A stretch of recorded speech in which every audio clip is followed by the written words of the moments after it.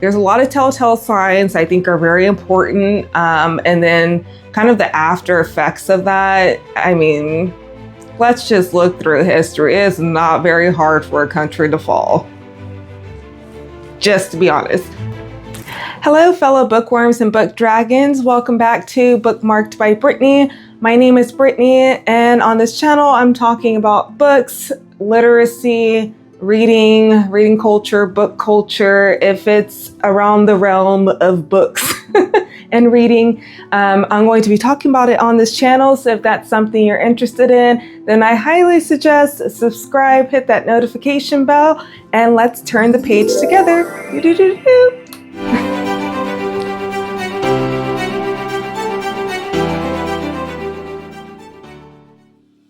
All right, so everyone's talking about like their, top summer reads that they're going to read, or something about books around summer as we're coming into the hot season. It is super hot down here.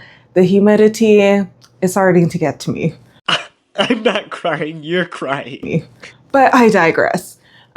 So I'm not going to talk about like my top summer reads.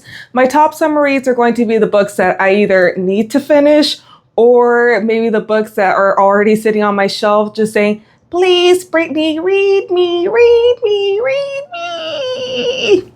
I was thinking about like, what are the books of the times?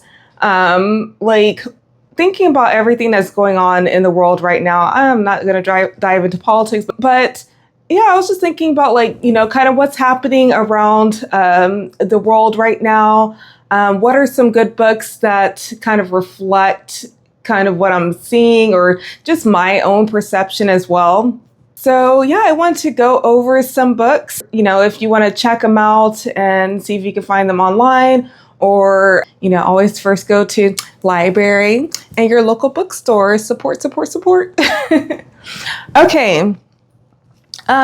So the books I'm going to introduce to you today are books that I've read during my undergrad, which was a long time ago. We don't need to talk about that. Yeah. So my undergrad, I studied international studies with a focus in Asia. And I had to take several history classes as part of that, especially with my Asia foci. And some of the books I've read, I've kept all my books that I've read, throughout my undergrad and even my master's, on my shelf because they were really great books. Some of them I did return because I was like, I just paid $200 something for what? I don't want this by. I can use this by. And they're already coming out with another edition. So some of these books I've kept on my shelf, and I was kind of thinking about them the other day. So I wanted to share them with you.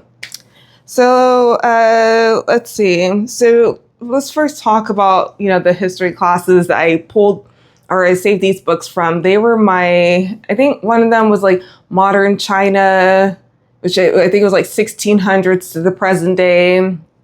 Another one, I took a Korean history class. And then I think one of them was just like world history. It was a little bit more in depth, not what you're studying in grade school or whatever it is. Sorry. And so I had this one professor. He was the only professor teaching the Asian history classes.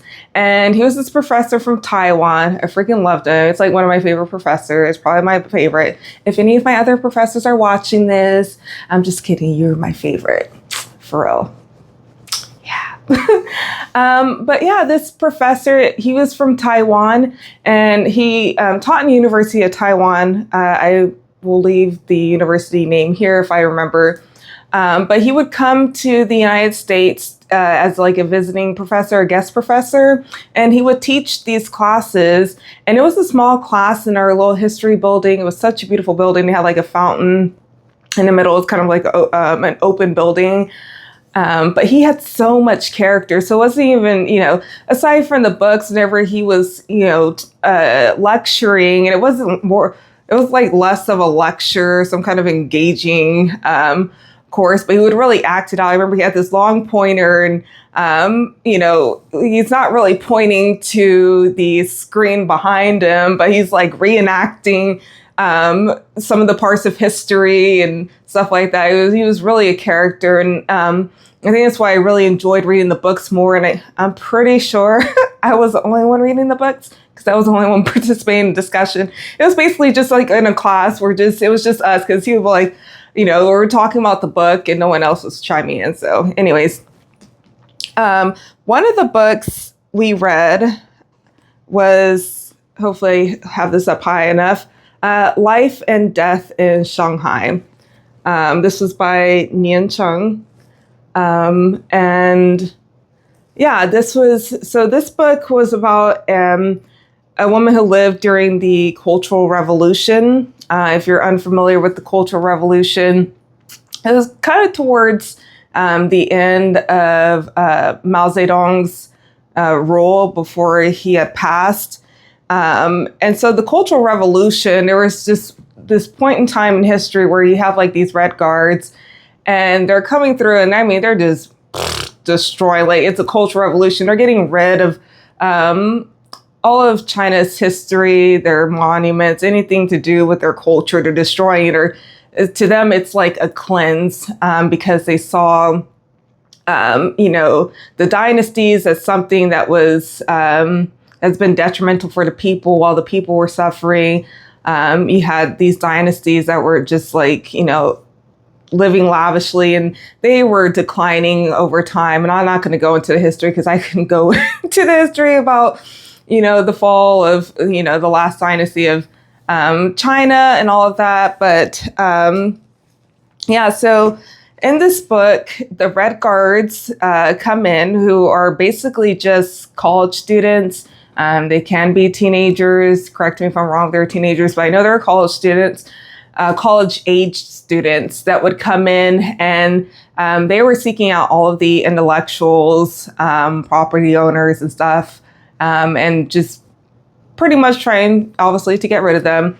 I believe in the beginning of this book, they raided this woman's house, and they destroyed everything.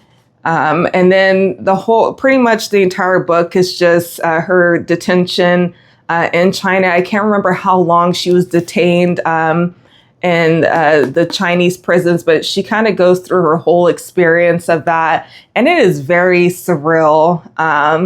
I think the most surreal part was, being able to actually live there.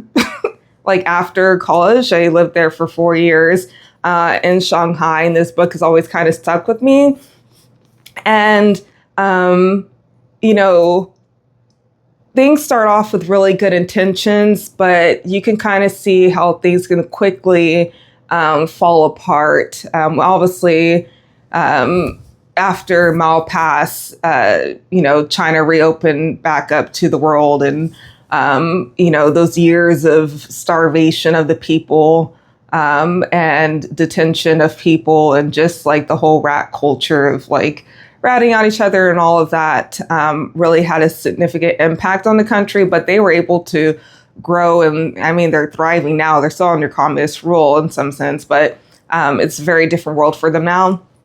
And so I think this is a good point whenever we need to take a step back and think about the roles of everyone in our society, especially whenever we see intellectuals are being attacked, whenever we see just like a sudden rise to call to arms to really utilize and certain militaries and stuff like that. But I can't really remember where I was going with it. But I thought this was a really good book, and I think this would be really relevant for Book of the Times, something to read about, even if it's not about wherever country you are. I think there's a lot of good things that messages that we can pull from this, and kind of reflect back on where we are, across the globe. Because I know some people are not just where I'm at in the United States; they may be in different countries. All right, the next book I have here is Escaping North Korea. by Mike Kim. This is about people defecting from North Korea. And the author of this book assisted people with defecting from North Korea. If I remember, he was someone who also defected from North Korea as well. I can't really remember. I read this book, I'm not even going to say how many years ago, because that was during my undergrad. But I think it was just a really an eye-opener, especially for, North Korea. I'm sure you know about the history, at least a brief history of North Korea, and why people were, would try to defect from this country.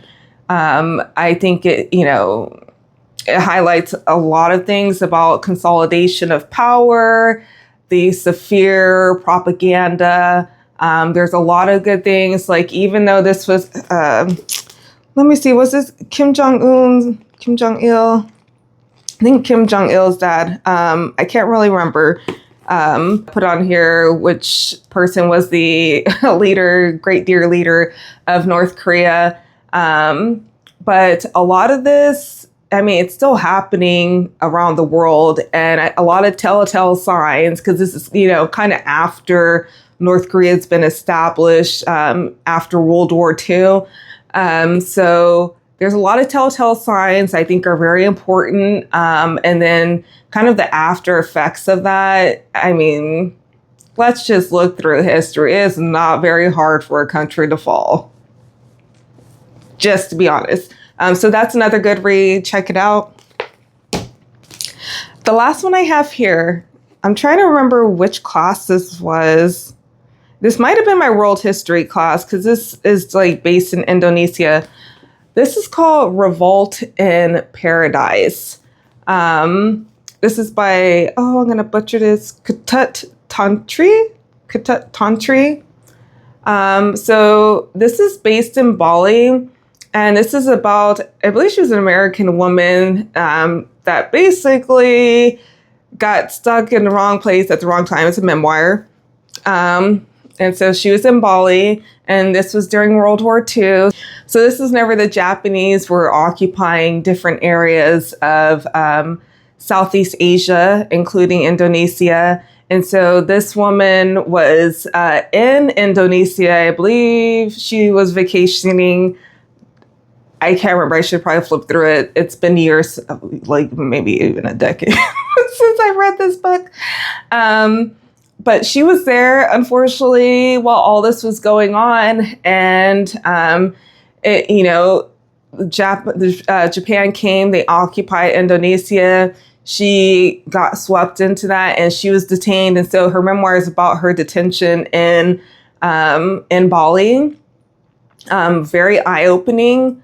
And I think just another thing to think about, especially whenever it comes to immigrants in different countries, and how, that can impact you. And even sometimes how, your citizenship doesn't really matter whenever it comes to war-torn areas, or whenever war occurs.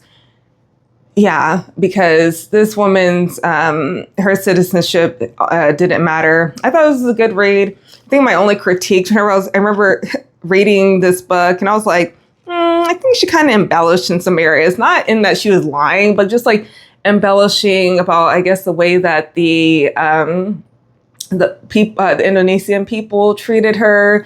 It was very much I don't know if I should be saying this, because I know someone's gonna come in the comments and y'all don't really know. But very much I'm coming in here and I am from this country, and so they treat me like a queen. And that's how that was a vibe I got. And just that the way that she said the people, not that just the people were nice to her, but they kind of revered her just for being who she was. So I think that was my only critique. Other than that, I thought it was pretty eye-opening. I really enjoyed, and it's obviously it's tragic. These people were detained in prison during these dictatorships, but they were, they're very eye-opening, and it's just, it's eye-opening. And I think they're important morals of the stories in here, things that we can learn with what's going on around the world right now. So yeah, these are the books of the time that I will recommend to you right now. And so what books of the times would you add to your list? Leave them in the comments down below. And until we turn the page next time, do do do do do.